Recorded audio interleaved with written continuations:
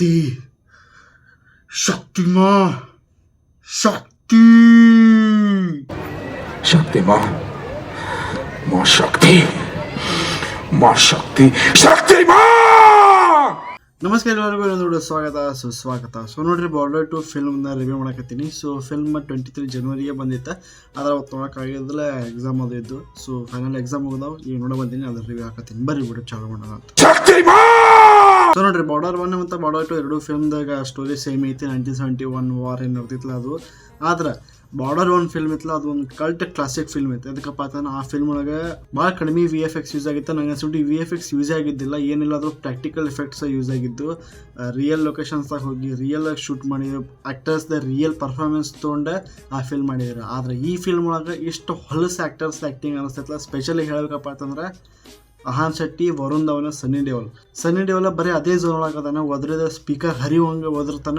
ಇಷ್ಟು ಕಿವ್ಯಾಗ ಕೆರ ಕೆರ ಕೆರ ಕೆರ ಅನಿಸ್ತೈತಿ. ಬೈ ತಲೆ ಹಾಪಾಕೈತಿ ಕೇಳಾಕತ್ರ ಆವಾಜ್. ಇನ್ನೊಂದು ಬಂದ್ಬಿಟ್ಟು ಅಹಾನ್ ಶೆಟ್ಟಿ ಅವರು. ಅಹಾನ್ ಶೆಟ್ಟಿ ಬೈ ನೀ ಆಕ್ಟರ್ ಮಾನಸಿಕ ಅದಿ, ಅದಕ್ಕೆ ನೀ ಆಕ್ಟಿಂಗ್ ಮಾಡಕ್ ಹೋಗ್ಬೇಡ.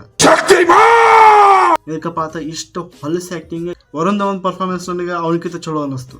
ಆದ್ರೆ ವರುಣ್ ಧವನ್ ಹಂತಪರಿ ಏನು ಭಾರಿ ಕಲ್ಟ್ ಕ್ಲಾಸಿಕ್, ಏನು ಒಂದು ಹಂತಪರಿ ಏನು ಹೇಳುವಂಥ ಪರ್ಫಾರ್ಮೆನ್ಸ್ ಇಲ್ಲ. ಒಂದು ಪರ್ಫಾರ್ಮೆನ್ಸ್ ಹೊಲಸೆ ಐತಿ. ನನಗೆ ಒಬ್ಬರದ ಪರ್ಫಾರ್ಮೆನ್ಸ್ ಫಿಲ್ಮ್ ಒಳಗೆ ಇಷ್ಟ ಆಗಿದ್ದು ಯಾರಪ್ಪ ಅಂತಂದ್ರೆ ದಿಲ್ಜಿತ್ ದೋಸಂಜ್. ಅವ ಆ್ಯಕ್ಟರ್ ಚಲೋ ಅದನ್ನ.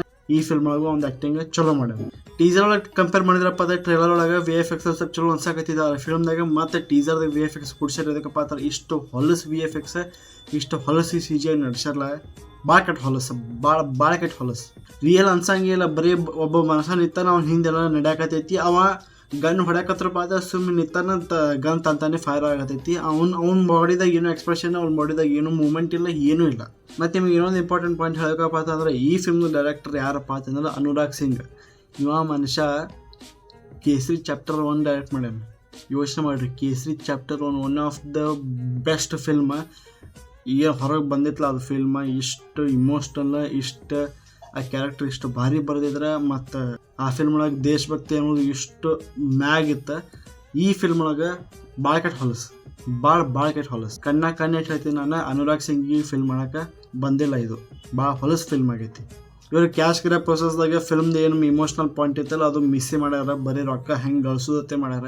ಇಲ್ಲಿ ತನಕ 300 ಕೋಟಿ ಸಮೀಪ ಗಳಿಸೈತಿ ಫಿಲ್ಮ್ದ ಬಜೆಟ್ 250 to 275 crore ಏನೋ ಐತಿ. ಅಂದ್ರೆ ಬಜೆಟ್ ರಿಕವರ್ ಮಾಡ್ಕೊಂಡೈತಿ. ಆದ್ರೆ ಅದು ಎದ್ರ ಸಂಬಂಧಪ್ಪ ಅಂತಂದ್ರೆ ವೀಕೆಂಡ್ ಇತ್ತು, ಫ್ರೈಡೇ ಸ್ಯಾಟರ್ಡೆ ಸಂಡೇ ಮತ್ತು ಮಂಡೇ 26 ಜನವರಿ ರಿಪಬ್ಲಿಕ್ ಡೇ. ಅವಾಗಂತೂ 60 crore ಕಲೆಕ್ಷನ್ ಮಾಡ್ಕೊಂಡೈತಿ ಒಂದೇ ದಿನದಾಗ. ಹಾಗೆ ನೀವು 5th ಡೇ ನೋಡಿದ್ರಪ್ಪ ಅಂತಂದ್ರೆ 25 crore ಗಳಿಸೈತಿ. ಮತ್ತು ಫುಲ್ ಡೌನ್ ಬಂದೈತಿ.